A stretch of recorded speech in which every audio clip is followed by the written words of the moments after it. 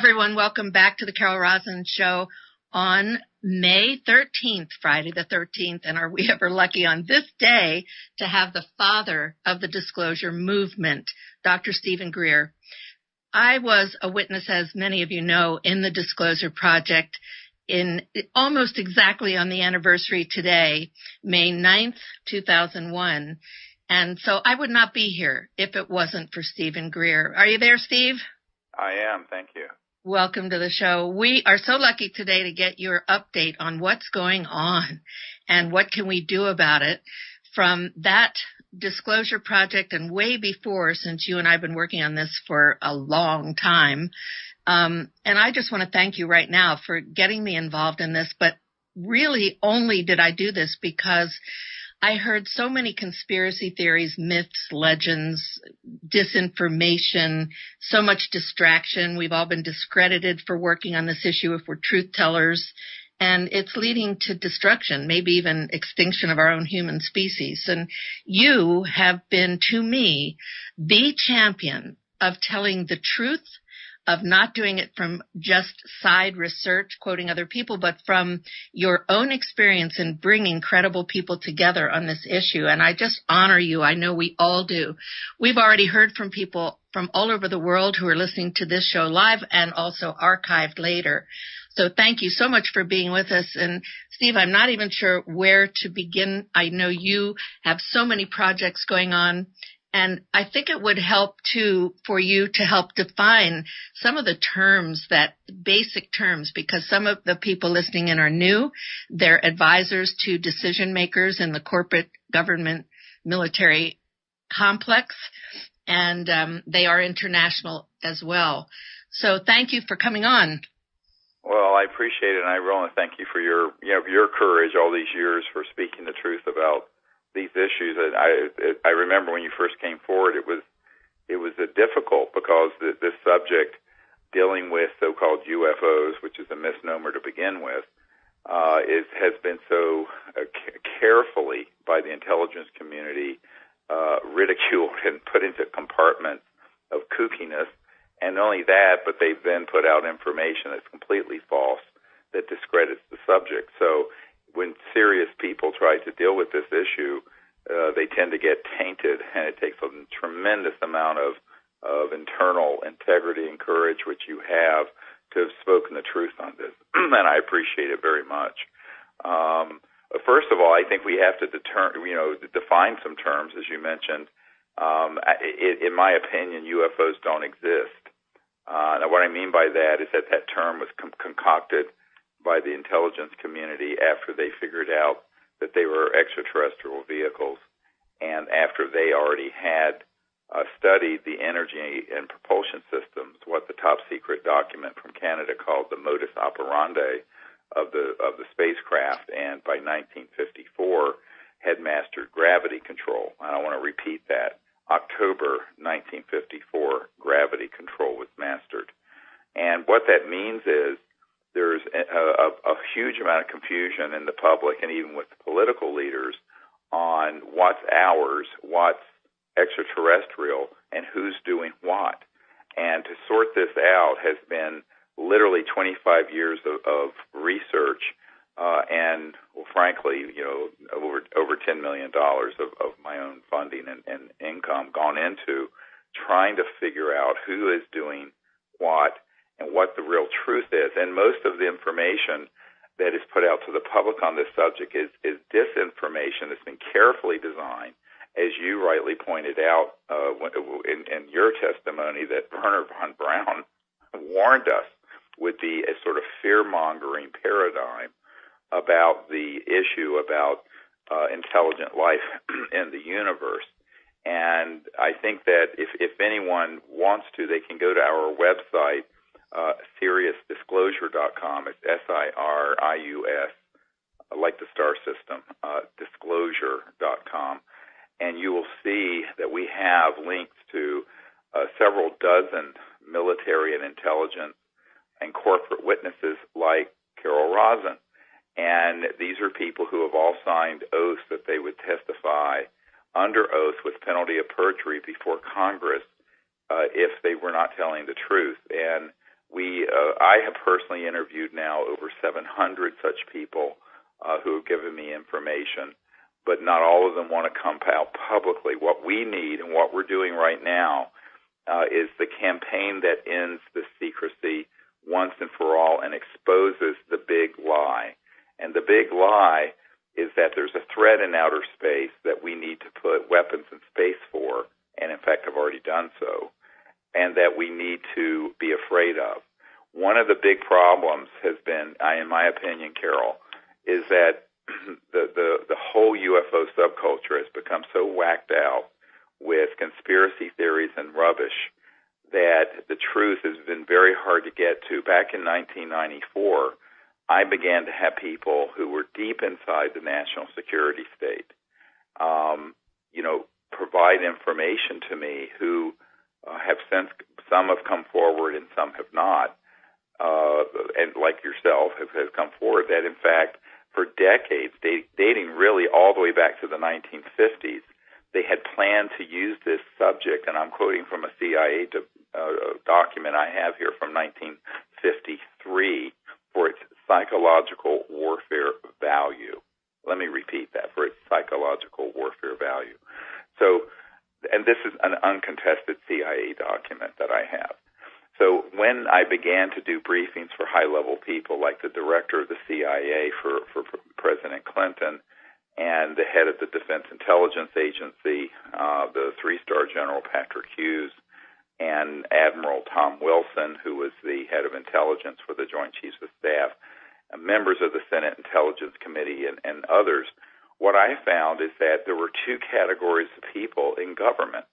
One were people who were part of a very deep project, which we call an unacknowledged special access project, that was illegal, unconstitutional, and had gone completely rogue. And that happened in the 50s on Eisenhower's watch. The other were people of similar rank. It could be the President of the United States. It could be a senior senator on the Intelligence Committee. It could be a three-star general. It could be the director of the CIA. And those people were deliberately being lied to because they were analyzed and found to be not willing to go along with the agenda of the secrecy. And the agenda is to withhold from the public the truth that these visitors are here, and number two, that if they are here, to start putting out false information through the UFO subculture of abductions and mutilations that they are a threat to us, so that they could finally spring something I think is now being fast-tracked, which is why I'm on your show, and that is a cosmic false flag operation. And they have also withheld this information because the technologies behind how these objects move would completely give us free energy for the Earth, eliminate all poverty in a generation, clean up the Earth's environment in a very rapid manner, including the ability to reverse all toxic, radioactive, and chemical waste. These technologies we have, and the taxpayers of the United States have spent upwards of $8 trillion that have been confiscated into these unacknowledged special access projects. So a USAP, or Unacknowledged Special Access Project, let me explain how it works, because that's the title of a new movie we're working on, and we need everyone listening to go to SiriusDisclosure.com, and even if you give $1 or $5, the price of a latte, and help us do the research and do this expose. We are doing a full-length feature film and also a book at the same time, and we're planning to do a global concert event. And we're looking to have 1 billion people look at this when we launch it early next year, that exposes the truth behind these USAPs, not only what they're hiding, but also what they're doing to deceive the public, and more importantly, to bring out the technologies that would give us an entirely new civilization on Earth. So the title of the movie is Unacknowledged, and it comes from the first word of what a USAP is, an Unacknowledged Special Access Project. And let me just explain how this works. So this is something that the average person, in fact, many people in government don't even understand it. It works this way, particularly in Congress and in the White House when they first get in. I'm sure after some time they realize that they've been had, but initially they don't. And actually right now we're reaching out to both presidential campaigns to bring them up to speed on this. But an unacknowledged special access project, as you know, Carol, is one that is not supervised by the legitimate overseers of the democracy or of any government, whether it be in the United States, Canada, the United Kingdom, Australia, or for that matter, Russia. These are projects that are deep black, and the men and women I know who have been in these USAPs describe it as follows. The people in that compartmented top-secret operation report to only the person in charge of that operation. And even if the general or the admiral in charge of the Joint Chiefs of Staff or the Secretary of Defense were to ask them about them, they are simply to turn to them and say no such project exists. Now, I have people on my team who have been in these projects. This is not a conspiracy theory. We have upwards of $100 to $200 billion at least every year going into these super secret, unacknowledged special access projects. And the way that they operate is, quite frankly, without any accountability to the people, but also without any accountability to the government oversight capabilities, which means that they are illegal and they are rogue. So between 1993, when I first briefed R. James Woolsey, the director of the CIA for President Bill Clinton, and 1997, we had concluded that this entity dealing with this, which has been called MAGIC, the Majority Intelligence Committee, they have been operating since at least the 1950s without the full oversight of the president or the consent of the representatives of the people in the Congress, and that they have then replicated that model throughout other countries.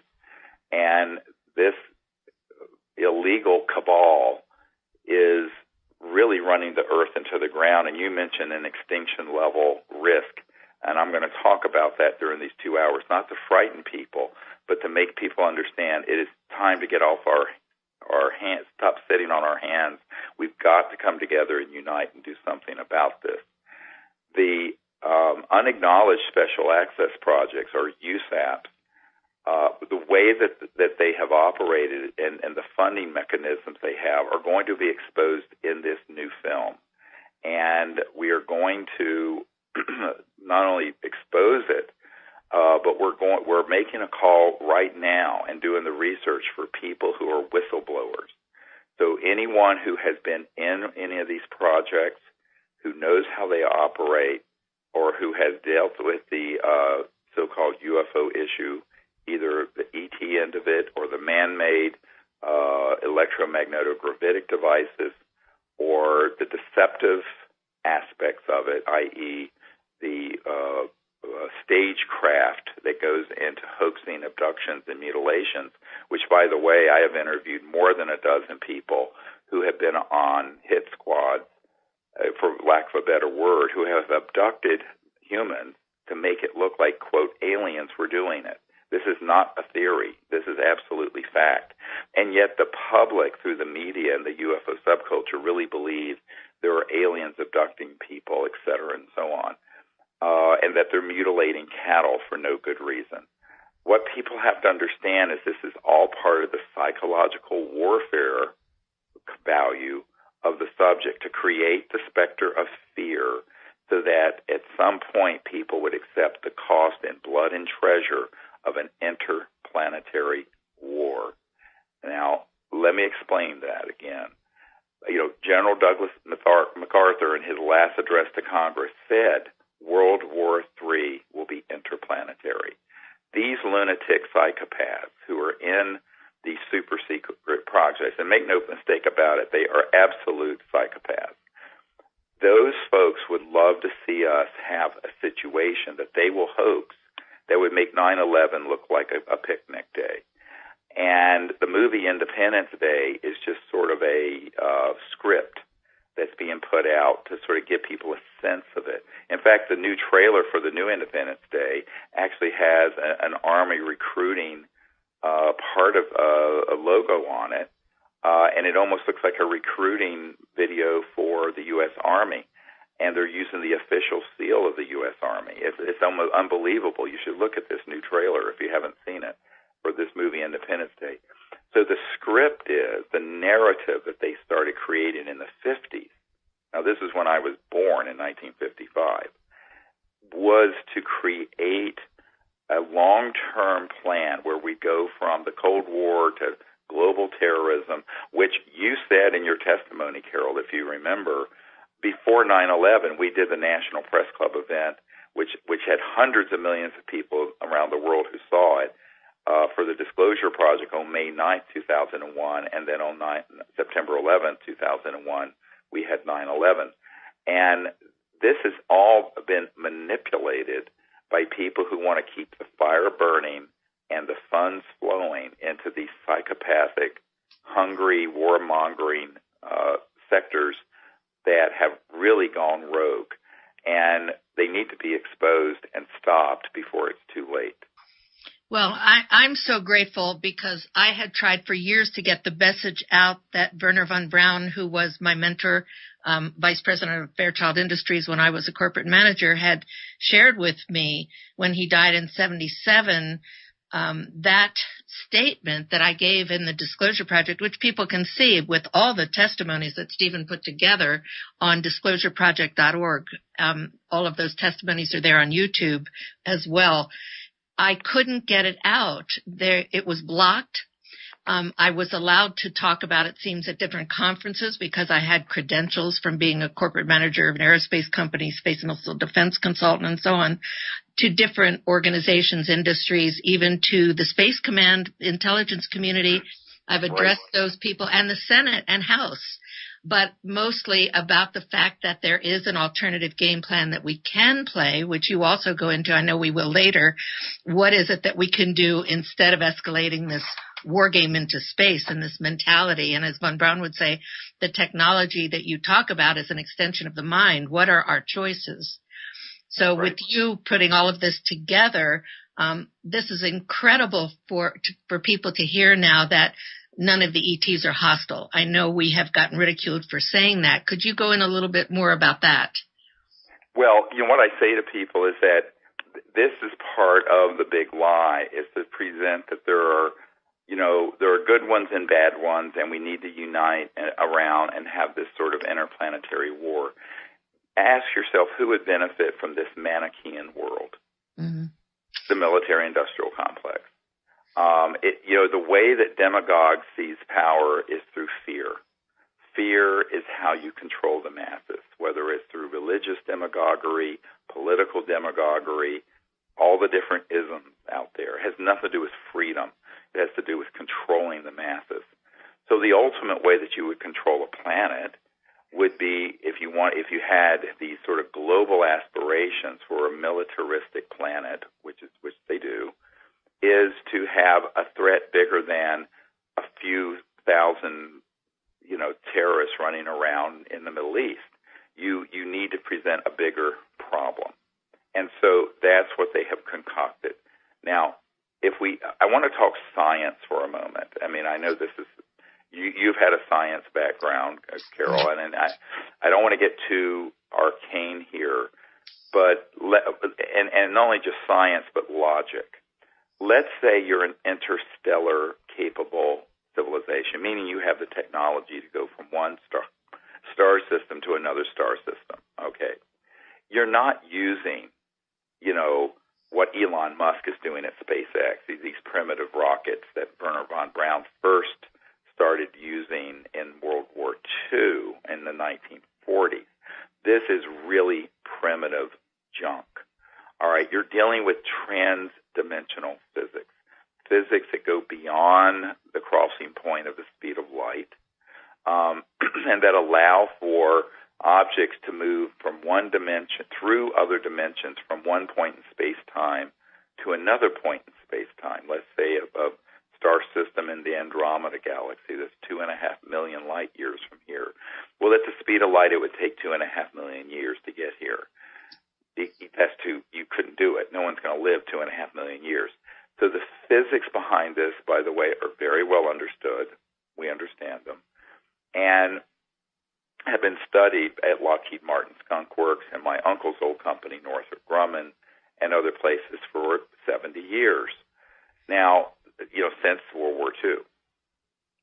Now, if you were to have this type of technological capability, the idea that as the lunatic fringe in the UFO subculture would present, that you would be there for 290 million years, warring alien races fighting over the planet Earth, something right out of a science fiction book or some religious cult. Frankly, it doesn't pass the laugh test for anyone who has a scintilla of scientific knowledge. How in the world would any kind of conflict go on for more than a fraction of a second if you have technologies that enable you to go beyond the speed of light, beyond the speed of electrons and atoms? We're talking something much more powerful than a hydrogen bomb. Your level of technology, your level of understanding space and time and matter transcends the atomic level and the nuclear level, for goodness sake. So anyone who had a hostile, violent orientation, well, look, about the time we detonated the first atomic bomb at White Sands and the first hydrogen bomb at Bikini Atoll in early 1950s, it would have all been over. It would have been point, set, match, done. So the technologies that an interstellar civilization possesses, if they were put towards violent warfare, would result in the complete elimination of an entire planet instantly. I'm not talking about a city, an entire planet. So the idea that there is some sort of a Star Wars shooting war between planetary systems out there, look, it sells great movies. It sells great science fiction. It makes for great religious cult sort of belief systems in some cults. It has no basis in science, in fact, and no evidence for it. And yet, that's what's being sold to the public. And I think that one of the problems is that no one with a scientific background is talking about what I'm discussing right now, is what would the weapon systems look like of a, quote, hostile interstellar civilization? Well, my friends, let me tell you, I said this to a colonel at Wright-Patterson Air Force Base where the Roswell remains were sent. In fact, he was in that division. And he brought this issue up. I said, sir, with all due respect, Colonel Canola, given the galactically stupid things we have been doing, shooting at these objects using scalar Tesla-like electromagnetic weapons to knock them out of the sky. That's what happened at Roswell, by the way, and at other places. If they were hostile, it would have been over, point, set, match, done 60 years ago, 70 years ago. So I think that people love to have someone to hate. And so we have to look at what are the roots of this atavistic proclivity, this tendency to go back to this primitive of us versus them that has gotten us to this point, not only with fellow humans, but also now where we're trying to extrapolate that into space with life forms that are concerned about the Earth. I think it has to do with the fact that as primates, we're 98% identical to chimpanzees and gorillas.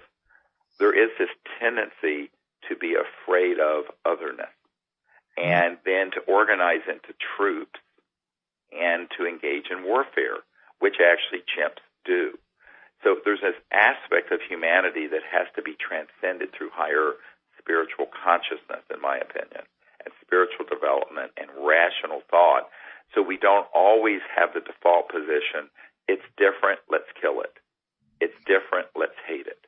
Whether it's gay people, whether it's black people, whether it's women, whether it's this religion or this ism or that ism, the problem with humans is that we have the default position that the otherness is something we need to hate and we need to fight and organize ultimately into organized murder around, which primates do, which is called warfare. Now, we're past the point. I think we're 100 years past the point where we needed to have large-scale war on this planet. We shouldn't have had World War I and World War II. We certainly don't want World War III, and we certainly don't want an interplanetary conflict. Now, the only way we're going to avert that is a genuine spiritual awakening, but also an expose of the manipulative people who want to put information out there that is false, disinformation, and that is designed to hit all the hot buttons of fear that result in people hating someone who is other, different than them.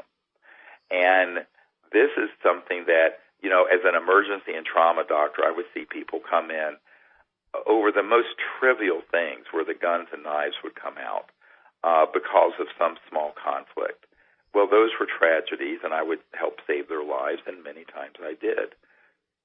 However, now when we're talking with nuclear weapons, and beyond that, in the classified USAP world, scalar weapons that are longitudinal, scalar weapons that go at multiples of the speed of light, which we can get into if you like. Those systems were developed by humans way back in the 30s, 40s, and 50s also, and began to be experimented with. Those weapons can't be allowed to go into space any further or be used in open warfare. But they have been used. This is the whole point. There has been years where they've already been used to target these extraterrestrial vehicles. That's how we have managed to down so many of them. And I have worked with many people who have been in these covert programs where they have targeted extraterrestrial vehicles and been able to hit them and bring them down. Now, it doesn't happen every day, but when it does happen, it's a terrible tragedy. And in my briefing to General Patrick Hughes, who is the head of the Defense Intelligence Agency, which, by the way, is almost as big as the CIA. It's the in-house military intelligence and analyst group within the Pentagon.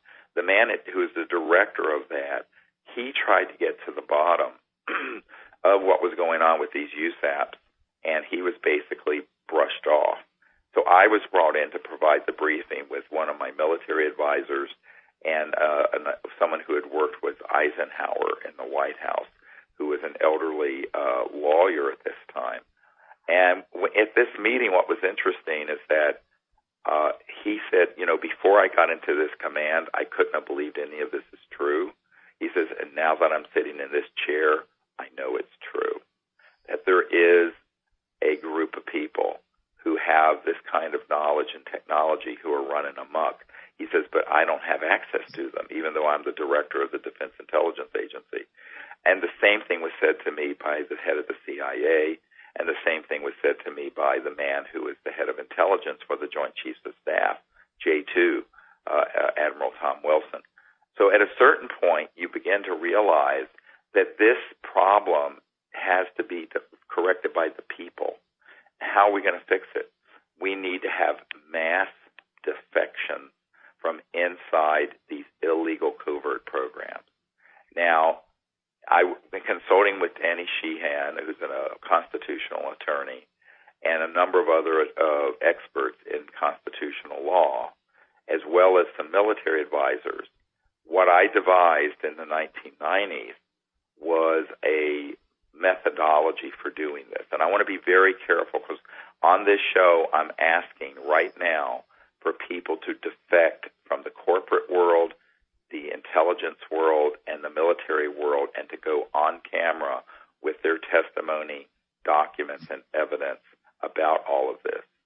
And the way that we secured their release from their national security obligation is that by the time late 1997, early 1998 rolled around, we had made the assessment and had it confirmed from the level of the president on down. And in fact, I had been green-lighted by the head of intelligence for the Joint Chiefs of Staff. My friend and your friend, Dr. Edgar Mitchell, was at that meeting with Admiral Tom Wilson when Admiral Wilson, turned to me personally and said, if you have people who can come forward and expose what is going on with these illegal projects, you have my blessing. Do it. He says, because they won't give me access, and I'm the head of intelligence for the Joint Chiefs of Staff of the biggest military in the world. And I said, yes, sir, we'll do everything we can. Because I had asked him, would he help us? He says, they won't give me access. Carol, I had given him a document that's a National Reconnaissance Office, NRO document, that runs the super secret spy satellites that are in space, and some of them are already weaponized, I hate to tell you, and they're killer satellites.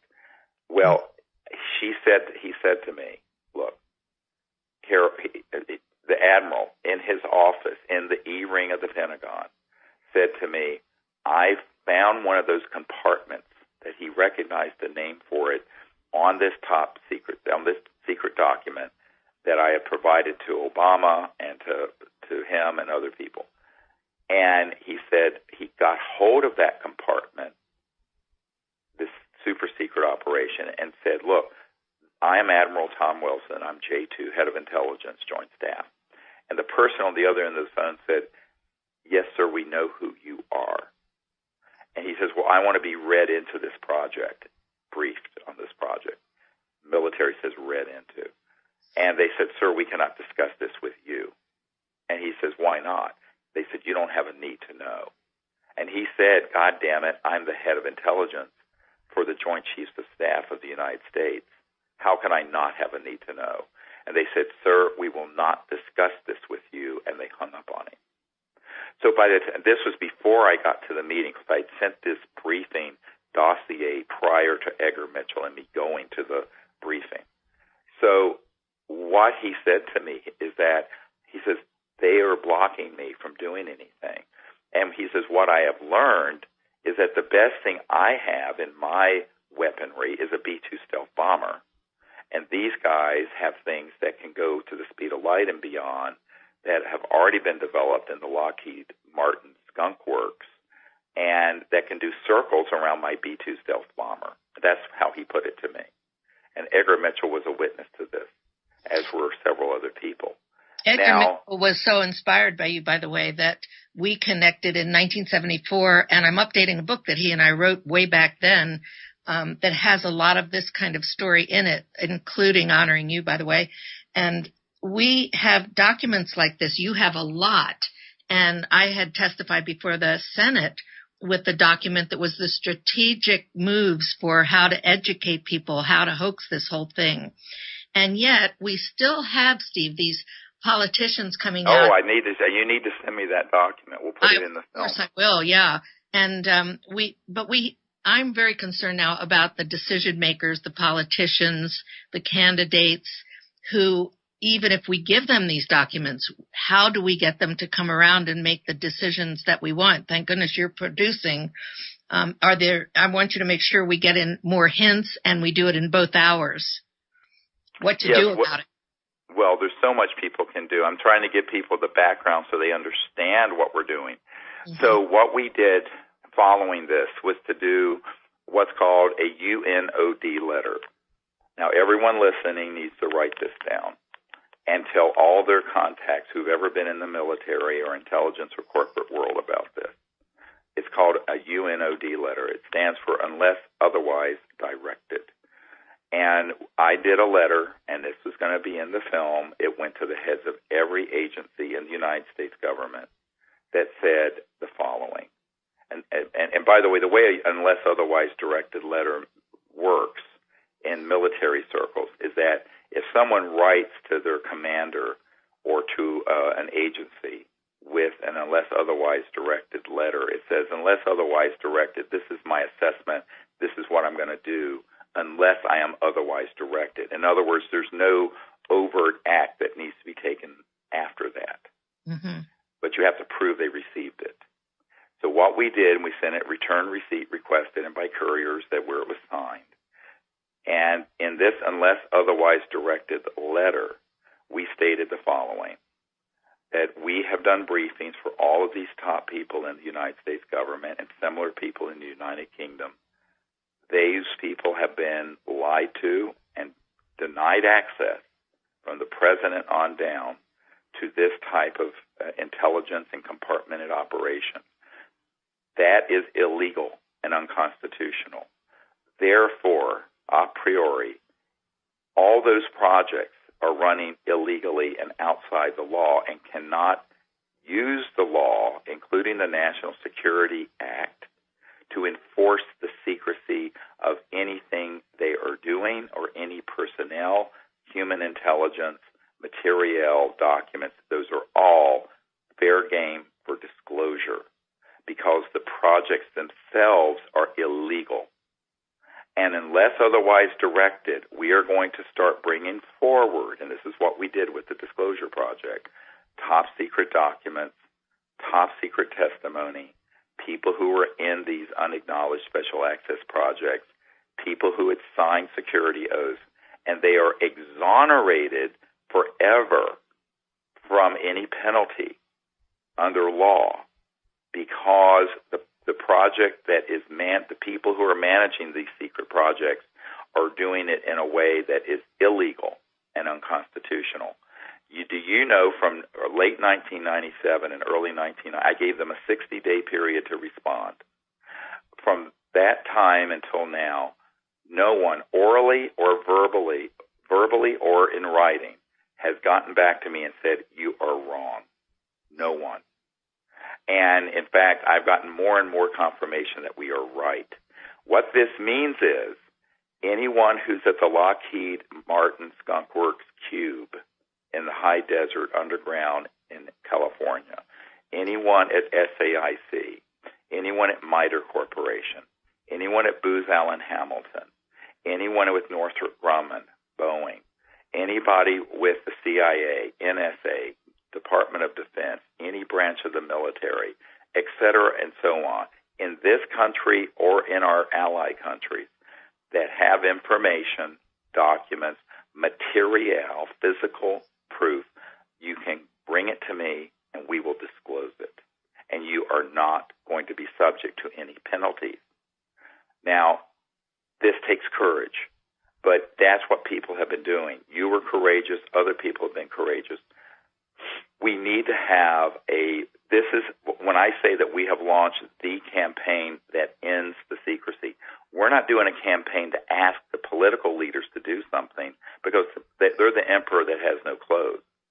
We, the people, are going to do it because we, the people, have been asked to do it by the head of intelligence for the Joint Chiefs of Staff of the United States of America, who was himself blocked from these projects.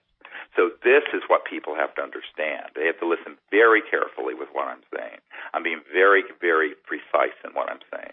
So this unless otherwise directed letter has never been contradicted, ever. And nor can it be.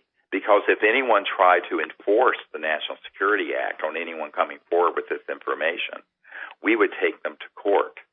And even if it was an in-camera proceeding, we'd be able to prove that there were these high-ranking people in both the Congress, the White House, the Pentagon, and CIA that absolutely were denied access and were lied to, actively lied to in real time while they were in office, not as former CIA directors or former members of the Senate or former congressmen, but when they were in those positions of responsibility. And it's not one or two, it's dozens of them that I have met with. Now, there are a lot of posers out there in this disclosure movement who claim they're a lobbyist for the UFOs and this and that. Those are people who've never met with anyone in actual power. We have. Okay, I want to be really clear about that. This is the real deal here. And this is not a fantasy. It's serious stuff. And I say this with absolute authority, that these unacknowledged special access projects are criminal enterprises. They are, in fact, Danny Sheehan and I concluded, they're the biggest racketeering influence corrupt organization on earth, RICO. And if we wanted to, we could do a civilian invocation of the RICO laws and go after them. But it would be a very expensive legal battle. It's better just simply to say, okay, this stuff, boom, all hits the light of day.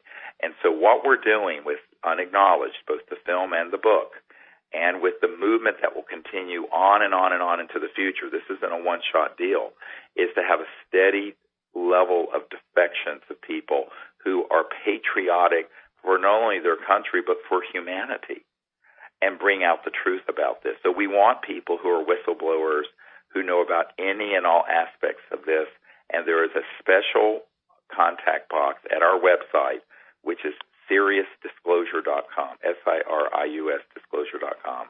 And if you want to see some of our videos, you can go to our YouTube channel, which is youtube.com/S, like Sirius, S Disclosure. So it's youtube.com, S Disclosure. And if you want to contribute to the film, the movie, and the movement, it is fundraising.SiriusDisclosure.com.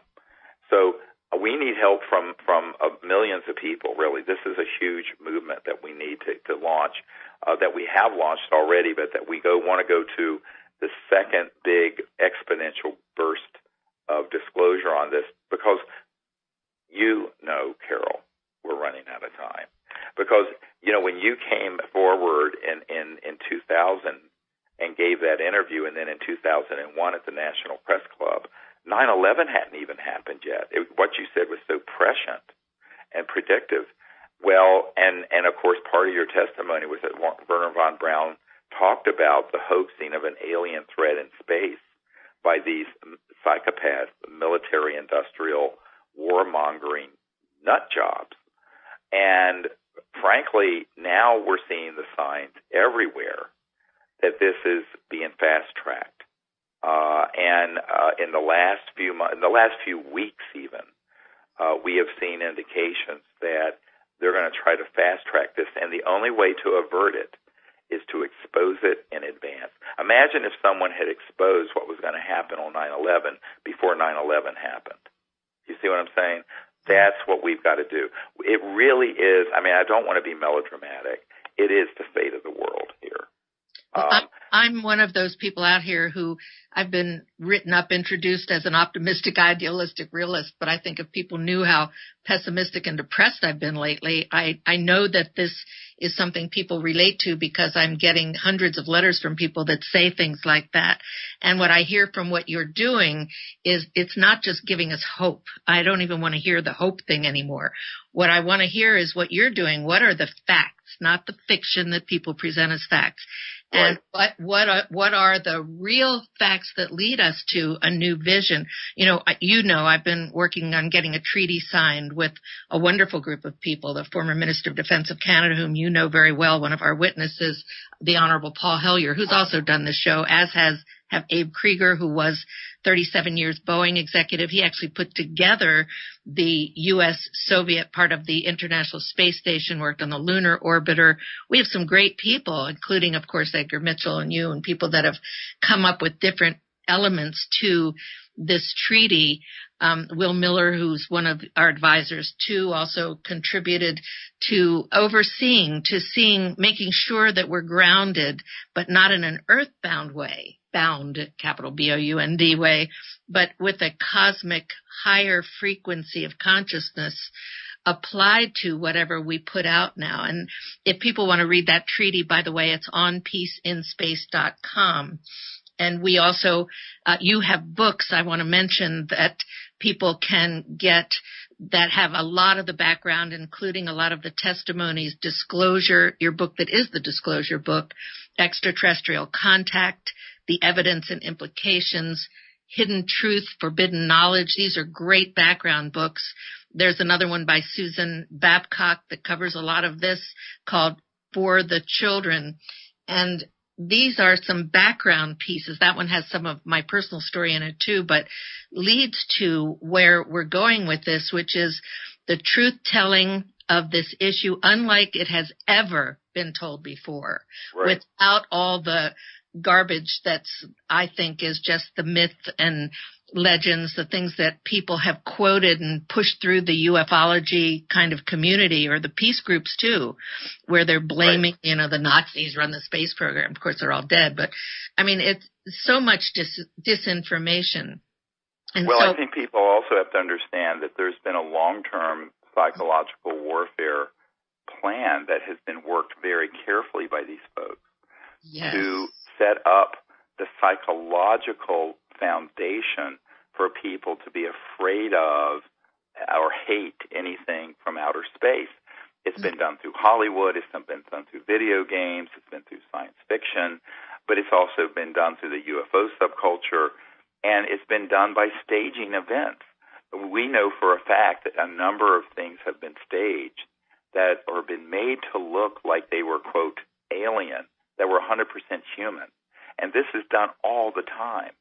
And I had a guy who worked for NASA said, oh, yeah, he says, if we have a classified object that's one of these anti-gravs and something happens, we'll just stage it and make it look like it was an alien thing that happened.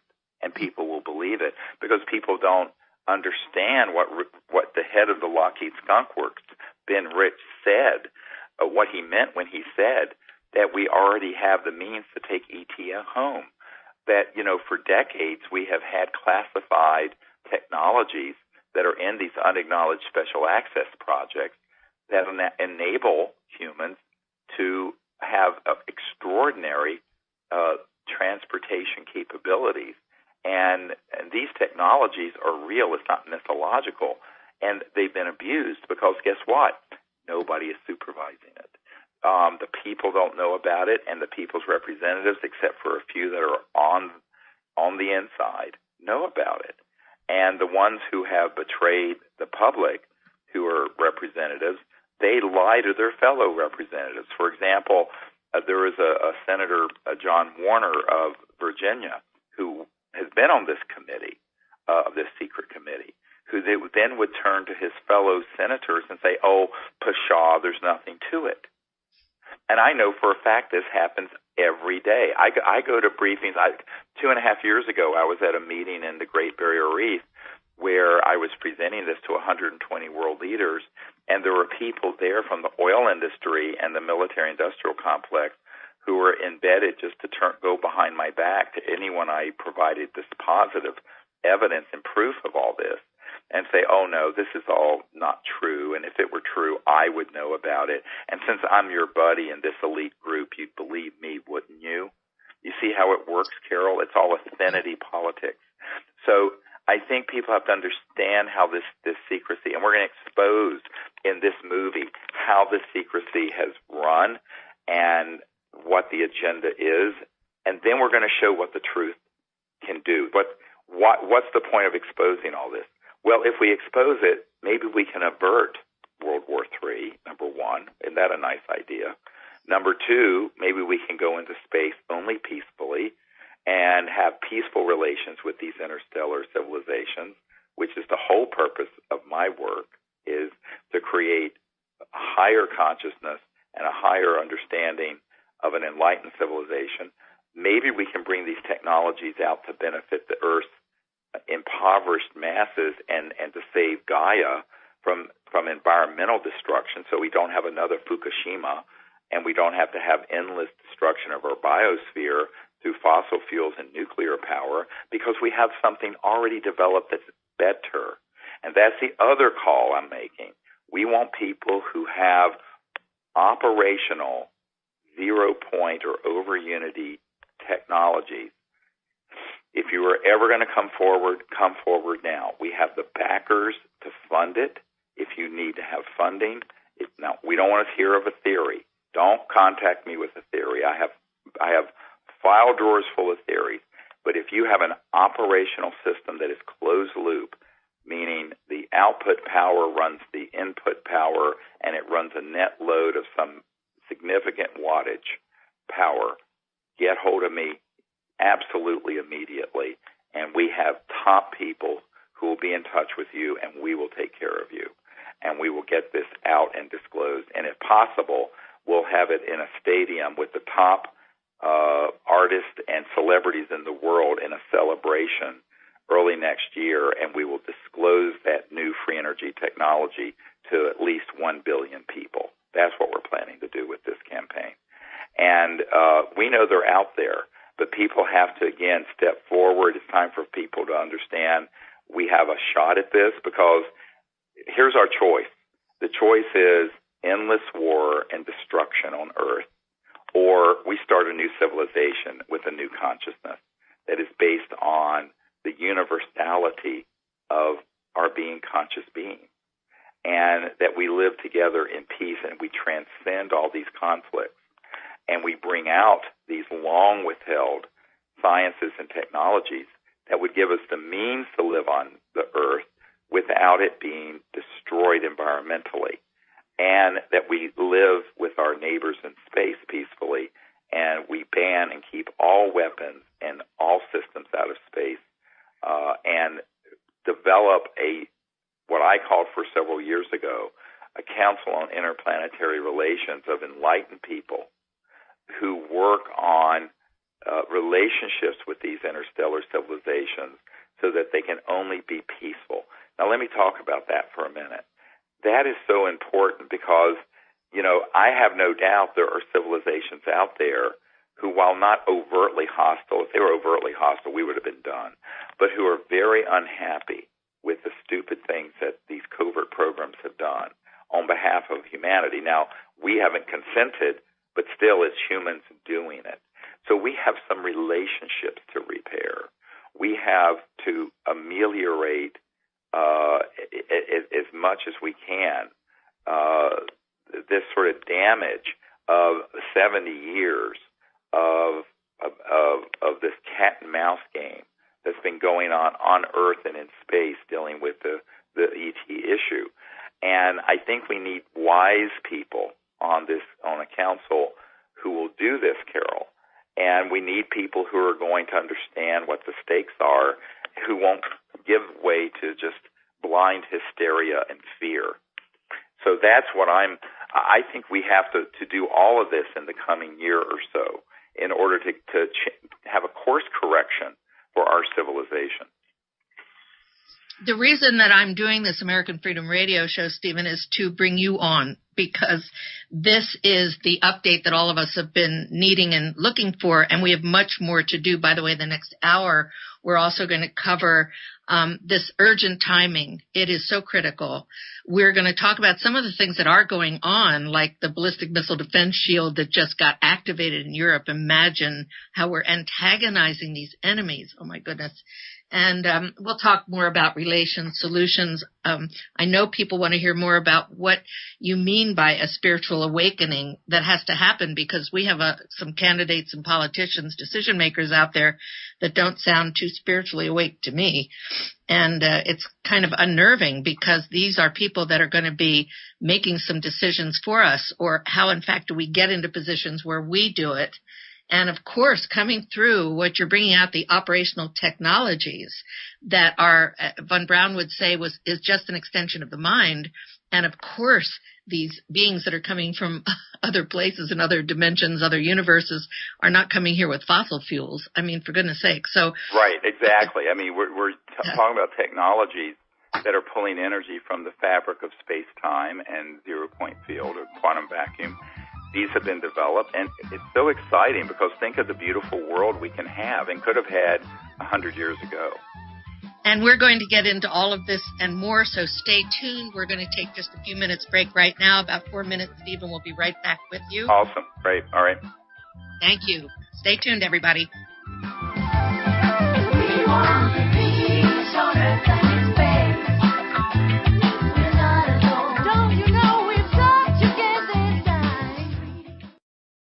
No rules, no rules, no taboo topics, no taboo topics, no fear of doom, no fear of doom. We are American Freedom Radio, American Freedom Radio. We want to be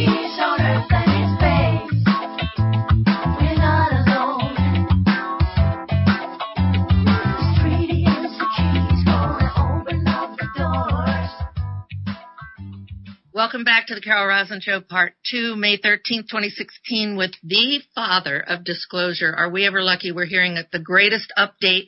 I hope you heard Part 1. If not, go back to it. Thanks for coming back, because in this last segment here, we're going to cover a lot of different issues and topics that people have been asking Dr. Greer about, and it's all related to the timing, the exposure of the real truth, the facts about the peaceful uses of space that we can have, the treaty, the stories, but relations with Earth beings and space beings is such an interesting topic, because we're not getting along too well on Earth, Stephen. How in the world are we going to get our consciousness raised to be able to get along in space with the cosmic beings? What do we do?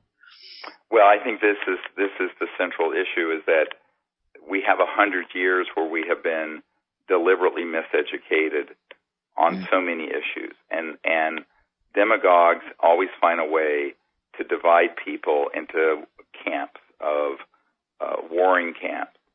And so we first have to realize what is the foundation of interplanetary relations, but of human relations. Now that we're a global civilization, well, it isn't the color of your skin. It isn't even your level of wealth. It isn't the culture you're from. It's this very elemental aspect of, I call it the deep spirituality without all the religious trappings, and that is the aspect of consciousness and the science of consciousness. And that the mind itself, the cosmic mind, which has now been proven through scientific studies at Princeton with Dr. John, who I've spoken with. I'm working with Adam Curry, who is his protege. Mm-hmm. The conscious mind is actually an omnipresent field that connects all of us. And this is where, you in the meditative state, when you go into deep and silent meditation, and you end up experiencing this non-local mind, the aspect of the mind that's everywhere, that is a real experience that humans have had since the dawn of humanity. And that, if we begin to look at it, is the foundation for us understanding. When you look into the eyes of another human, the light of awareness is there, and that awareness within that person and yourself is a singularity. As Schrodinger said, he said in 1908, and this is the father of modern particle wave theory and quantum mechanics. He said, Erwin Schrodinger said, the total number of minds in the universe is one. That is, it's a singularity. Well, now it's been proven through different scientific, very well-controlled tests that is actually the case. So an extraterrestrial person, let's call it a person, is conscious also. So the foundation for our relationship with that ET would be the same as it would be with someone from the Congo, who may be living in a mud hut. They are conscious, sentient beings. And when I first started off on this journey, I started this as the Center for the Study of Extraterrestrial Intelligence, and started the CE5 initiative, which is when humans willingly make open contact with these civilizations. And we have done this thousands of times. I just returned from Arizona in the wilderness, where we had amazing contact experiences with these civilizations. I was training about 25 people. And what I tell people is that the foundation for that ability is already within every single human being. So this is the spiritual way. People understand the singularity of the light of consciousness. And so you can look at an infinite amount of diversity, which is beautiful, but instead of fighting over the diversity, find this point of commonality. What is the common link? And the common link is that we're all conscious and sentient. And when you begin to think about that, but also have meditative experiences in it, this is the heart of compassion the Buddha talked about, where we are all one. We are each other. We are all one being. And that is the dawning of compassion. So this sort of spiritual awareness is going to have to be the foundation. It can't just be an intellectualization and political effort.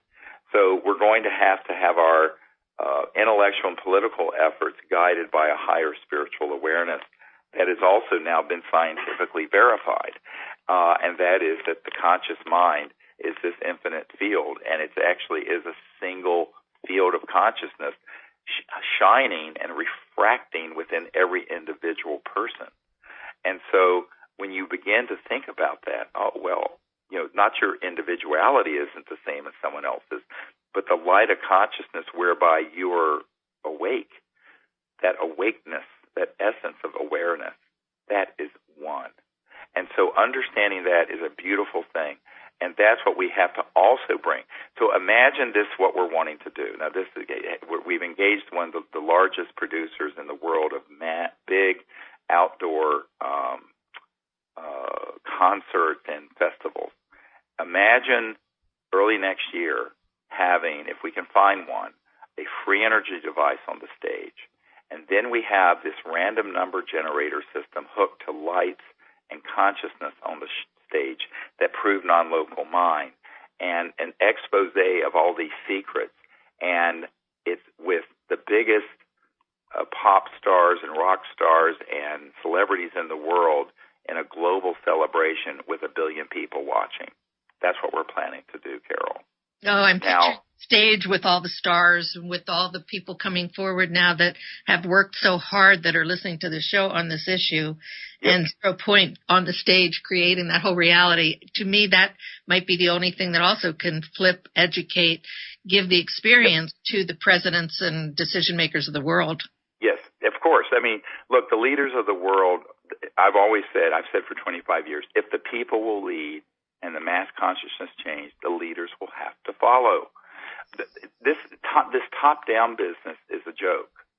Mm-hmm. And I have dealt with so many enormously powerful people, ostensibly powerful, who really don't have the power people think they do.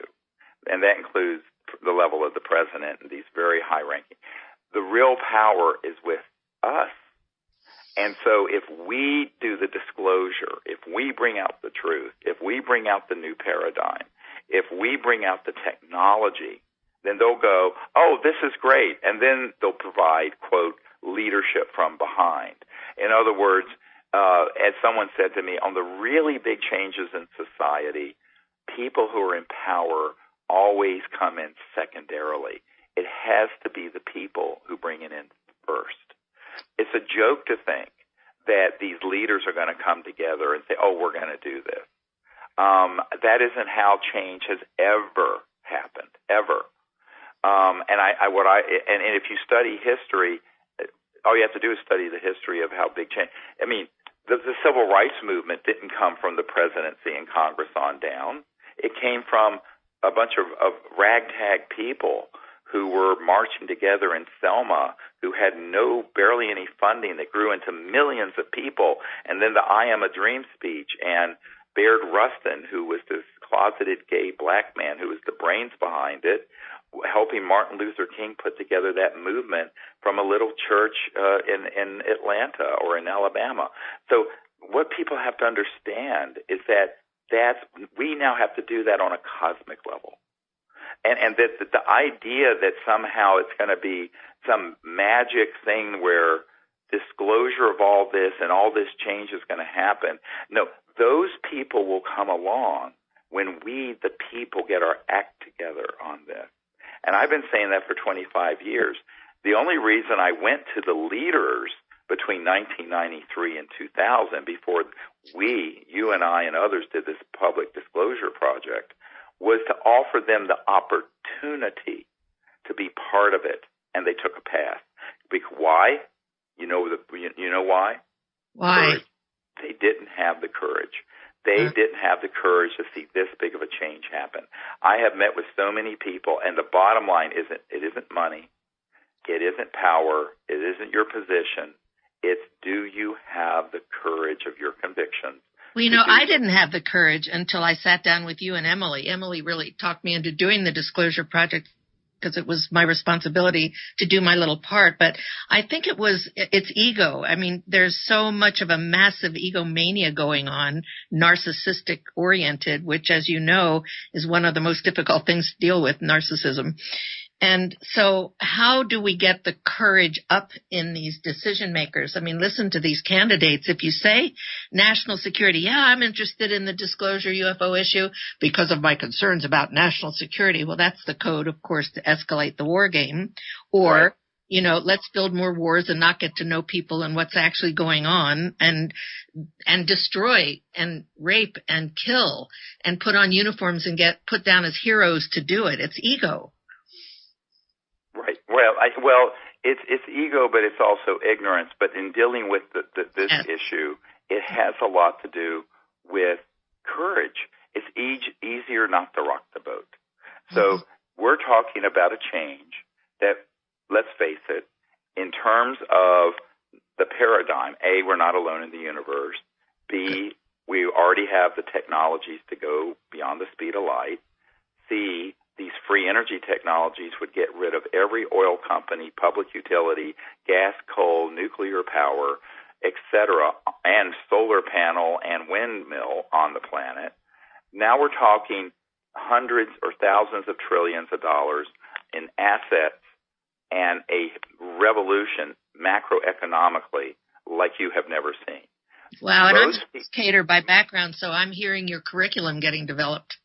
Yes, and so what you have to understand here is that this is about having the courage to see a change happen that should have happened decades ago and has been forestalled with other agendas, the war agendas, control agendas, and ultimately it gets into macroeconomic control. And I talked to the Honorable Paul Hellyer, the Minister of Defense, former Minister of Defense of Canada, who is himself a macroeconomic expert, that this is where the rubber meets the road.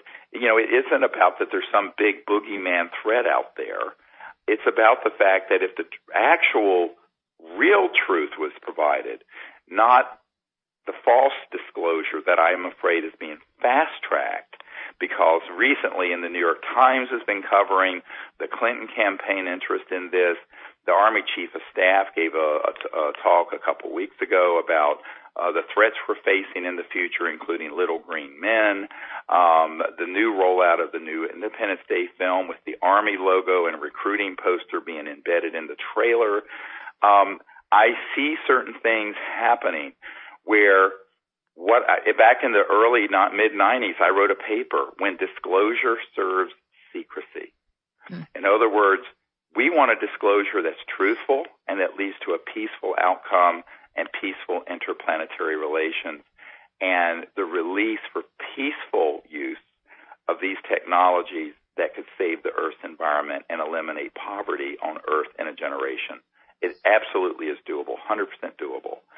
There are other people who want a disclosure that is terrifying, that would be like 9/11, that hoaxes a threat from outer space, and that further entrenches the current macroeconomic and military-industrial order. So you couldn't ask for a more opposite type of disclosure. I'm concerned about this because they've also found, witting or unwitting mouthpieces, even in the pop culture world. You have a man who followed my work and who I spent time educating on this, who is the lead singer for Blink-182, Tom DeLonge, recently on a radio show saying basically that the aliens have caused all the problems on Earth and that we need to fight them. And he's getting this information from people inside the Pentagon who are sending him out as a mouthpiece, providing this absolutely false and disinformation to the young people to try to get them afraid of the ETs and to get their support as recruits in this next war. So I think we're going to have to be very frank. I mean, and it was horrifying for me to see Tom DeLonge go off in that direction. But the point I'm making is we need to have wiser and calmer heads begin to prevail. We need to have a disclosure that is about the truth and not about things that just add kerosene to the fire. And this is going to not be done by the entrenched interest in Washington or Moscow or anywhere else. I'm skeptical in the extreme that this is going to happen except through a mass movement of the people. And by doing what we're doing with this campaign, and by the way, we've come to an agreement with a major distributor for the film, so it'll be digitally pushed out in a way that's, Sirius, which went to number 1 on Netflix, the first film we did a couple years ago. This is going to be 1,000 times bigger.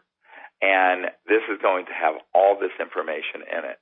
And then we're planning to have a book that will be a New York Times bestseller book, we hope, that will be along with the book, the film.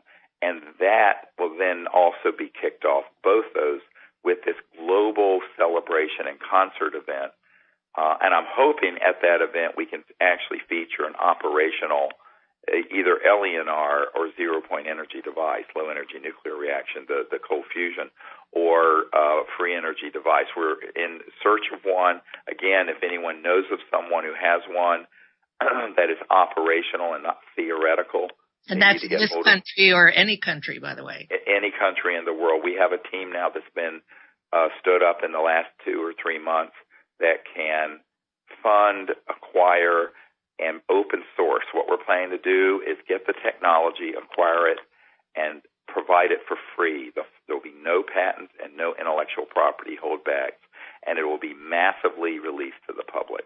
These are concrete proposals and policies that if any of you are writing up policies or advising decision makers or candidates, please include them, because these are positions that are not being taken yet, that really what Stephen's describing are the opposite of the emerging threats that we're hearing about. I mean, you may have heard just even today, it was in the paper, ballistic missile defense shield that the U.S. has now activated in Europe.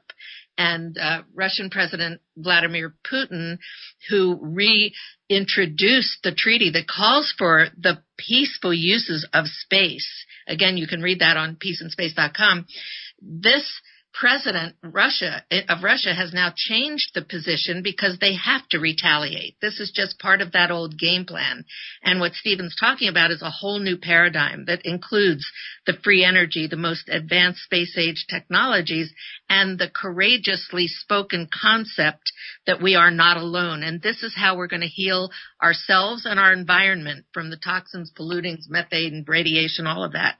This talk that you're giving right now should really go viral. I hope people will hear it, because there is no threat out there. This is all manufactured. And those of us who are trying to tell this truth are being discredited, and we need help. So please contact Stephen and make sure that we all participate in this and put our input and ideas into it. Well, yes, and the thing is that the people who are the demagogues, who are in the intelligence community, they know how easy it is to manipulate people towards hate rather than love, or towards fear rather than open conscious acceptance. And it's manipulative. And I mean, look, we had 9/11 happen. What do? We go invade Iraq, that had nothing to do with it, and spend $2 trillion, create tremendous instability in that part of the world, and now there's ISIS. So but that's done deliberately. In other words, these sorts of things are done deliberately with very well thought through advanced planning by these monstrous interests that have at their core a need to grow militarism and war, because it is one of the biggest industries on the planet. If you take oil and war making, those are the 2 biggest industries on the planet. So these are all need to go the way of the dinosaur.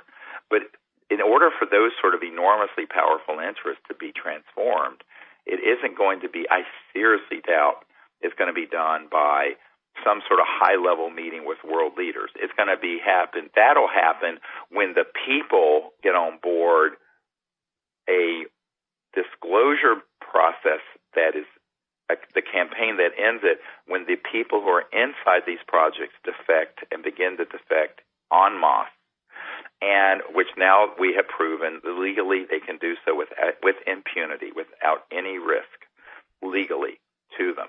And there's no risk to them personally if they do it correctly, altogether, which is why they need to contact me personally as soon as possible if they are a legitimate first-hand witness to these operations, programs, what have you. And we also need people who are going to defect from the counterintelligence and psychological warfare programs. I have interviewed personally a number of people who have been on abduction and mutilation squads posing as aliens. This is true, sounds science fiction, because of its ability to seed panic and fear in the public about ETs. Now, when I first heard of this, I thought this has got to be a science fiction story. And then I met one person and another person and another person. The problem is I've had a hard time getting them to come out publicly because this is the heart of the secrecy. If they can put out enough disinformation and stage enough events, and people say, when did the false flag event start? Well, when will it start? I said, it started in the 50s and 60s. And they said, what do you mean? I said, the mass amount of information that's out there on the UFO and ET issue have been people reporting events that have been designed, and they were designed in the 50s, to use man-made craft that look like UFO, creatures that look like aliens that are stagecraft and man-made, and to engage in these criminal attacks on people. And people say, oh, you don't think abductions have happened? I say, oh, I know they have, but they're not being done by who you think they are. And people are stunned when they hear this. I said, look, before I ever got on the scene in the 1980s, Martin Cannon wrote a whole thing called The Controllers, talking about the military involvement with abductions. And Dr. John Altshuler, a fellow medical doctor in Denver, was the supreme, he was by far the best researcher on all the animal mutilations.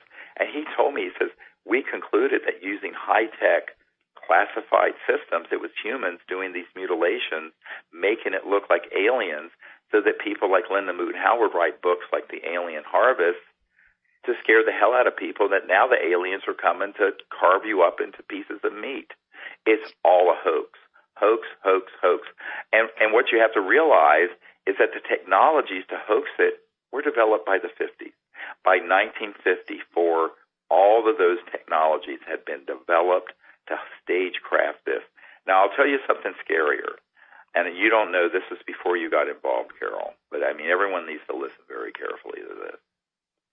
In 1997, I had a gathering in Washington, and it wasn't open to the public. This was when we were still trying to get the leaders that you keep talking about to do something about this. And we had a meeting for members of Congress and senior White House staff at the Westin in Georgetown. And I had my initial, Edgar Mitchell was there. We had our initial group of witnesses who were whistleblowers. One of the men who was there was a man who had been on an interagency committee that back in the 70s, in 74, where he told me that they already had all the plans using man-made looking UFOs and other, quote, stagecraft. And he says we could hit a button and launch something that would look like Independence Day.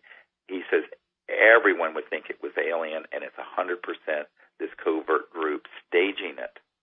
And that's what he was going to testify to in front of members of Congress who were there. Congressman Dan Burton, the man who is head of the Government Reform and Oversight Committee, was there, who issued 1,000 subpoenas on the blue dress and I call it the blowjob heard around the world. It's silliness during the Clinton impeachment period. But he was there, all kinds of people from the House, the Senate, everything. The night before, so we had a meeting the day before so everyone could get to know each other and bond as a team coming forward and have the courage to do it. That night, one of his handlers from way back in the 70s and 80s surfaced, came to his hotel room, took him out to a secure facility out in Virginia, and basically forbade him and begged him not to give that testimony. So we don't have that testimony, but he told us before he was abducted and taken out of the hotel that this is what, and he says, my understanding is that capability was fully operational not only in 1974 when I was on the interagency committee, but well before then. So we're sitting ducks here. At any time they can hit a button, launch a bunch of things that would look, quote, alien, and they were 100% staged by humans, making it look like a threat from outer space. That capability exists. It's got to be exposed. People who are on the inside who know of those capabilities need to come forward and speak the truth, because otherwise we're talking like the Gulf of Tonkin in the Vietnam War, where we exaggerated and staged the attack on our warships so that President Johnson and the Congress would greatly expand the Vietnam War into that disaster, or a situation like 9/11, but something much worse. So I'm putting out a call. It is urgent that people who know of this, even historically have been involved back in the 60s, 70s, 80s, 90s, whenever, come forward. We need you to step forward. It is time to defang the monster, because here's what it is. I liken it to the Wizard of Oz phenomenon. You know, if you've ever seen the movie The Wizard of Oz, and there's this old crudmudgeon behind the curtain, and you pull the curtain back, and it's this old crudmudgeon pulling all these levers and scaring the hell out of Dorothy and all the animals. Well, guess what? This is the same thing. You got these crudmudgeons back there who are hell-bent on maintaining global domination and control, pulling all these levers, scaring the hell out of the people. But the problem is they really can scare the people and the people's leaders. Remember, the nature of these unacknowledged special access projects, they're highly compartmented. Even people at the level of the presidential intelligence don't know all the compartments and what's going on. I have spent 25 years, this is like playing chess in 38 dimensions, trying to get to the bottom of how this has been structured, who knows what, and how it's going to be played out. And this is I'm sharing with you honestly the assessment we've made. Now what we need to do is have people who will come forward. I mean, it's been wonderful that these men and women have come forward who have told me these things privately, who are very credible. However, we need people who are going to say it on the record, and they need to say it in this film, on the book, and to the public. Because if you expose this kind of nonsense before it happens, it can't happen. Because it's like the Who when they said we won't be fooled again. Well, guess what? We have been fooled again and again and again. Well, this one, Carol, you know, and I know from what you were told by Werner von Braun, this is the big one. We can't be fooled by this one. So this is when we really got to pull out all the stops and move this information out. And when we do, then even the leaders of the world will understand what they're not getting in the presidential daily briefing. If you think the presidential daily briefing has any of this material in it, you're delusional. They don't have access. The presidential level of briefing doesn't reach to these unacknowledged projects. So that's why we named the movie Unacknowledged. I mean, people go, where did this name come from? Well, this is where it came from.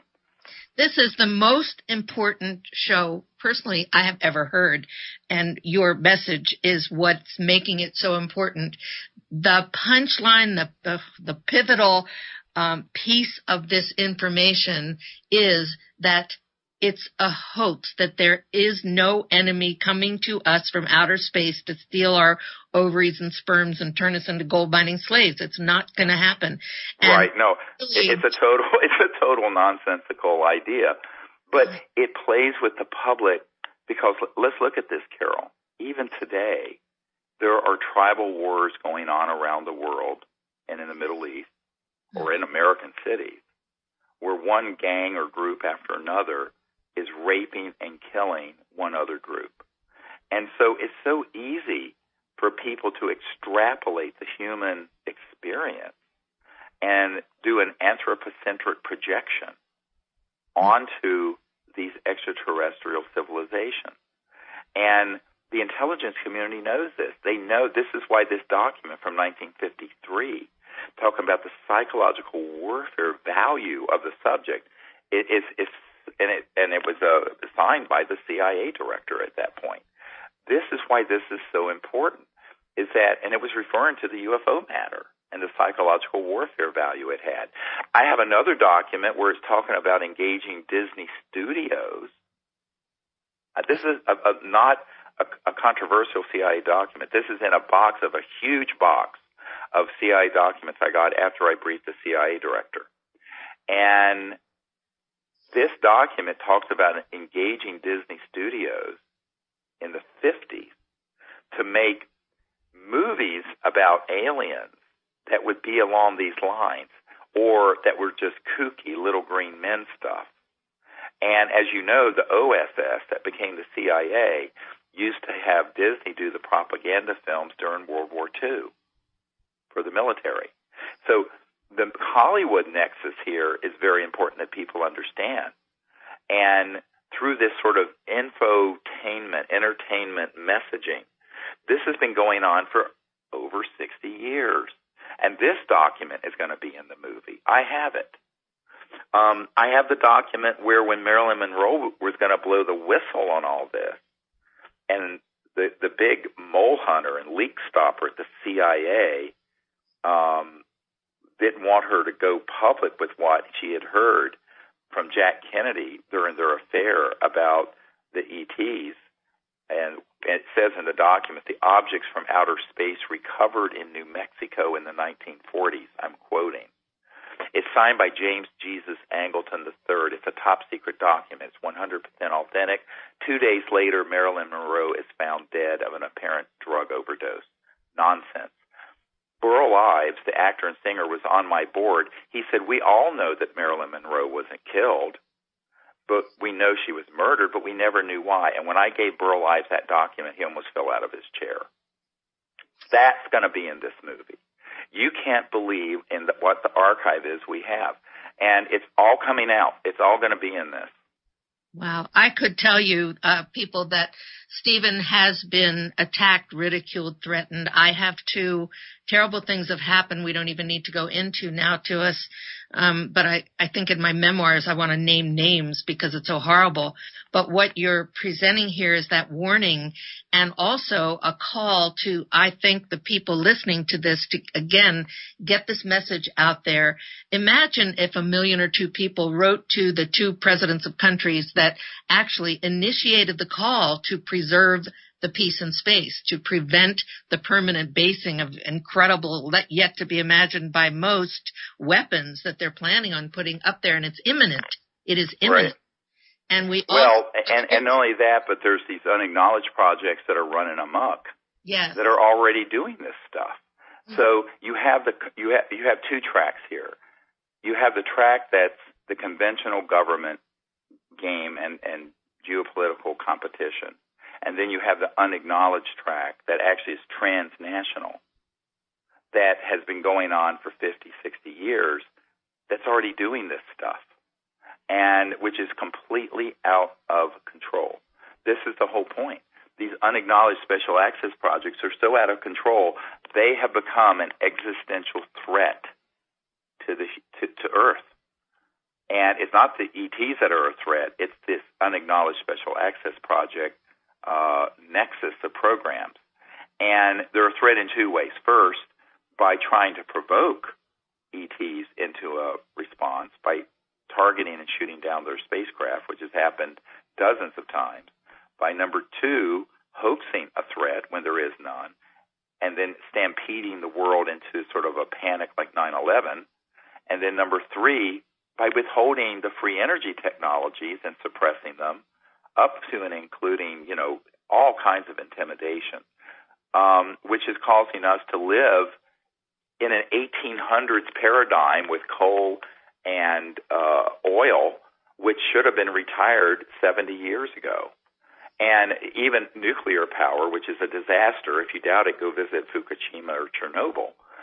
We don't need these toxic, life-destroying energy forms. We have these other ones, but guess what? That would decentralize the macroeconomic power. And now this gets to the crux of it. Because if we had a peaceful world where people weren't united around a common enemy, every village and home and whatever would be self-sufficient when you had free energy so that you could have heating, air conditioning, power, agriculture, whatever, provided by zero-cost, zero-point energy or LENR systems. So when you have that kind of world, you don't have this big centralized system of gangbangsters and what I call the financial military industrial complex that are sitting atop the power structure. The power literally and literally in terms of energy power and metaphorically in terms of political power then goes to the local level globally. So on the one hand, we'll be very interconnected as we are now communication-wise, but we will begin to be transportation and have free energy and very self-sufficient. So every home, village, what have you, would be self-sufficient. You wouldn't be tied into super tankers coming out of the Middle East or transmission lines coming out of Con Ed or whatever your utility company is. So, and, of course, we're leading to that. Now, what do you say to the people? Sorry to interrupt you, but I know I want to get this in. What do you say to the people who say, well, gee, my job is in coal, my job is in electricity, my job is in this? How do we address this job-critical situation of how people are going to be living in the new vision? Well, it's a very important thing. First of all, there has got to be a plan. First, you're going to have a 15-year transition. It's not like you disclose this information and every car and home in America suddenly has this. And this is the problem. We're running out of time to do it, Carol. I've been involved with 25 years of this now. And if you look at the turnover for heavy industries, what I mean by turbines, jet engines, cars, refrigerators, those are on a 15-year cycle, and some are longer, the big industrial 20, 30, 40-year cycle. So this is like the Marshall Plan that rebuilt Europe, but 1,000 times bigger, because we're talking about retooling the entire planet with these kinds of technologies. So first of all, it isn't going to happen instantly. Secondly, we barely have enough time to do it if we went full bore and all this came out in the next year. Thirdly, where there is economic displacement, and there'll be, there's going to have to be a compassionate social support system put in place so that those people have transition income that support them at the level where they can live in a dignified way while they're being retrained into these new high-tech energy sector technology, which we have done a very poor job of doing. Look, I mean, it's sort of like saying we can't have the automobile because the people who made horses and buggies are out of business, or we can't have computers because Royal Typewriter went out of business. Well, Royal Typewriter did go out of business, but this is so large that we're going to have to set up a mechanism, and there's plenty. Look, when you talk about this kind of economic development, hundreds, thousands of trillions of dollars of economic wealth will be created when you have free energy, and you have the 50% of the world's population that doesn't even have indoor plumbing suddenly has this level of prosperity. The amount of wealth that can be created in the world is mind-boggling. We can have 1,000 corporations as big as Apple. Just to get this job done and get the transition done.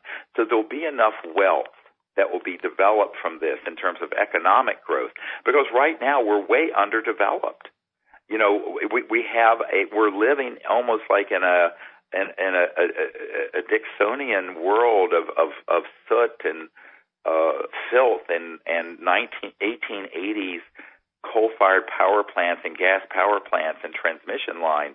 When we transition to this new system, the amount of wealth and prosperity will be such that I predict the average work week will go to between 10 and 20 hours a week. Full employment will be working 10 or 20 hours a week. There'll be time for creative pursuits, the pursuit of higher states of consciousness, and also the ability to put a social safety net so that no one is living in the kind of poverty we see in Appalachia or in the developing so-called third world. But that has to be done as a matter of policy.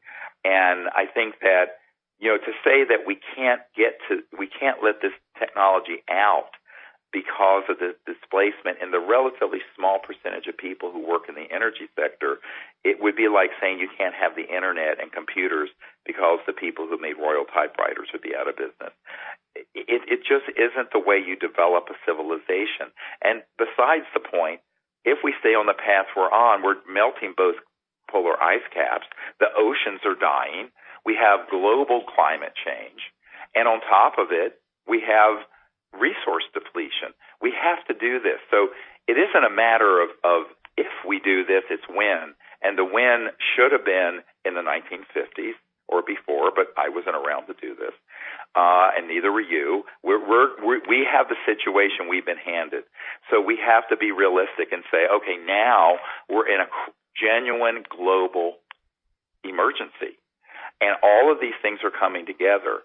The interplanetary peace issue, the free energy issue, having peaceful contact, and this whole macroeconomic order that has grown up around a centralized energy and financial system that is inherently corrupt.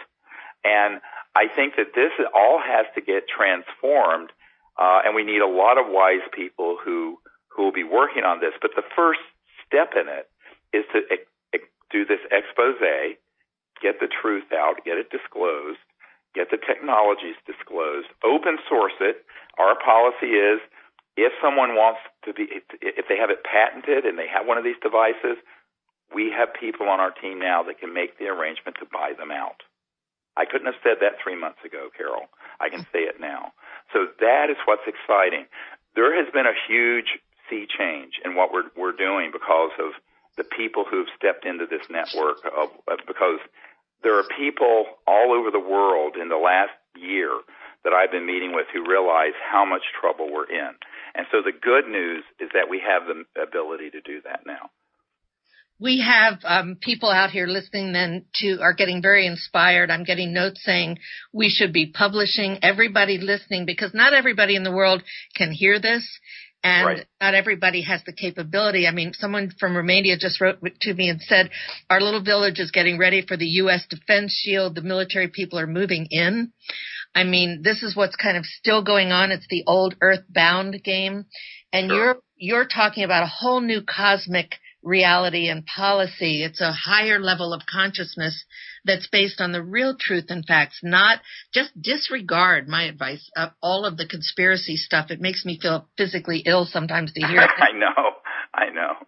And look at the new technologies. Go to the websites where you see innovations and start talking about them so we can present a new vision. And I think that's what you're presenting, Steve, that's just so brilliant.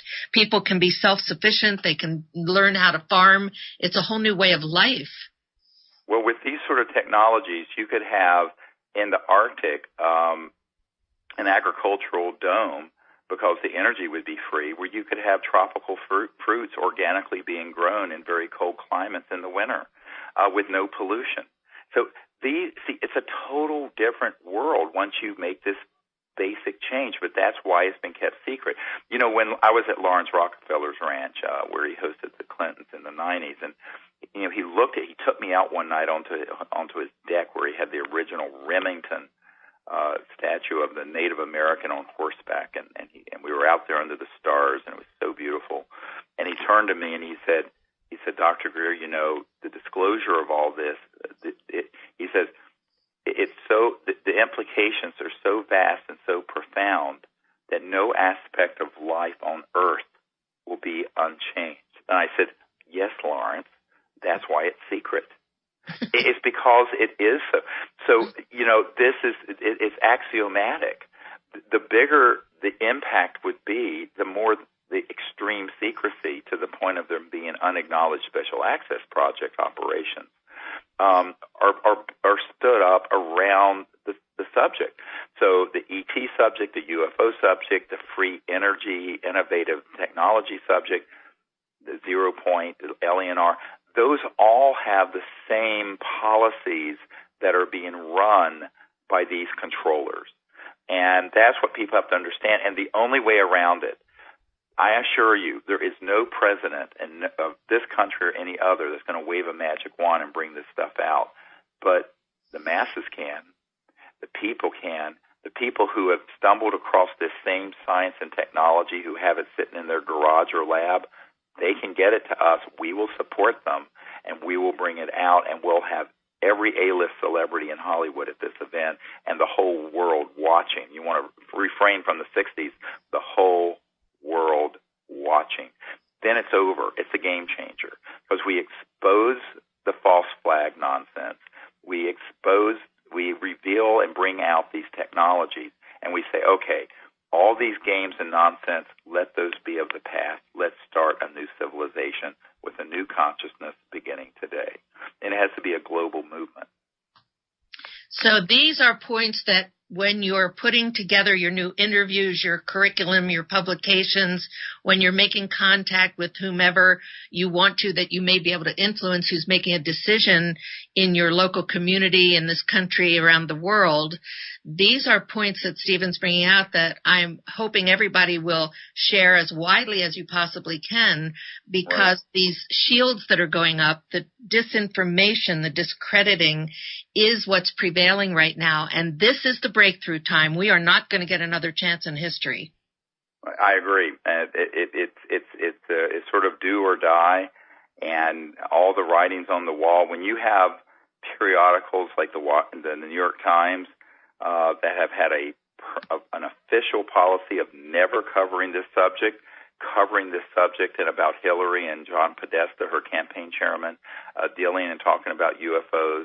When you have the Army Chief of Staff talking about the future battles with little green men, when you have the Army having its promotional stuff cross-promoted on the trailer for Independence Day, when you have, a rock star being fed disinformation about how aliens have caused all the problems on Earth and we have to go to some big war with them, that's a militaristic approach to this whole issue of space, talking on big radio shows and coming out with information and books and movies, you know that someone has pulled the trigger on what Werner von Braun, Carol, warned you on his deathbed about. That's what That's what I'm here to tell everyone. That's why I'm on your show today. Thank you. And the courage that you have and that we all have to have, and yours is courageous and it's contagious. And that's what I feel when I hear you too, because my space careers book was just taken by two guys who write about space weapons, by the way, and all of a sudden it removed the quote by Andropov that said the Russians were ready way back in the days of President Andropov to sign a treaty for peace in space and to not test ASATs unless somebody else tested these anti-satellite weapons. That's all been removed, and now there's a new book that got updated with the title of my book without my permission. I've been erased from Wikipedia. There are little things that are going to happen to people that do come forward. Yep. But you know what? In a group like what Stephen's putting together, we're together in this, and that gives me and the courage and inspiration to keep going. Right, so, exactly. Yeah. Yep. Now, what would you tell people as a quick summary for what they can do, where they can get in touch with you? Yes, well, we need everyone's help. Whatever you can do. And this is a publicly funded, crowd-funded campaign, and you can go to Sirius Disclosure, that's SIRIUS disclosure.com, and help us, even if it's every little bit helps. You need to become ambassadors in your community looking for these whistleblowers who are military intelligence corporate people who know about this. We need people who are out there who are scouts looking in their own local area for people who are innovators in technology who may have stumbled across and have one of these 0-point or free energy devices and who need help getting it out to the world. We are the launch vehicle for that. We need people to be networking in their communities and bringing those things to us. We need people to just spread the word about what the campaign is by putting it on their Facebook page and tweeting it and blogging on it and networking it to people in their community, because, you know, it's not like we're doing this with some sort of $1 billion presidential campaign. We're doing this very grassroots and very organically, and so we need people to help do that for us and get the word out. Very good. And your website and your email contact information? Yeah, SiriusDisclosure.com, and if you go to the website, you'll see on the toolbar under contact all the different categories. If you're a military witness, if you're a media person, whatever it is, or just info, and you can contact us through that website. Okay, and mine is, of course, spacetreaty@gmail.com, and peaceandspace.com is the website. We have a chance now, folks, to build a new policy, a whole new curriculum for the world. And what I hear you saying, Stephen, is that we've been pretty earthbound in all the decision-making that's been taking place, and we're transitioning into this cosmic reality, the truth that you have championed getting out, and that I hope we can reach the decision makers of the world with, because they're coming from that same old place as far as I can see. Right. And now, if we have a chance to build a self-sustainable life based on space-age technology and information, these are places where all of you can go. But I want to encourage people, too, to do your own publications, do your interviews, use this material, this truth that Stephen puts out so freely, and help get the truth out, because we have been fooled. There are a lot of people out there saying, how are we supposed to know that they're not peaceful, you know, that kind of thing. It's just that you've been fooled, and it's time to wake up. The time is urgent. Well, the other thing, you can't prove a negative. But what I tell people is that given what we can prove we have been doing, targeting these ET objects and all the nonsense, the fact that you and I are having this conversation and breathing the free air of Earth is the proof that they're not overtly hostile. Because if they were overtly hostile, it would have been over before I was born. So, I mean, you have to think of what the technological capabilities are of an interstellar civilization. And then secondly, even if you believe in the paradigm of, well, most ET civilizations could be good, there may be a few rogue ones, the solution isn't going to be weapons in space and warfare. The solution is going to be the CE5 initiative, this diplomatic initiative I started in 1990 to make peaceful contact, have rapprochement, and develop our commonality and have a peaceful, ongoing relationship. Either way, even if you're addicted to the paradigm of conflict, the solution is still the same. It's the same thing. And that's what people have to also understand. There is no solution to this through massive weaponization of space or warfare or conflict, because you're talking about technologies that are just extinction level technologies. And so we have to bring a whole new consciousness to this.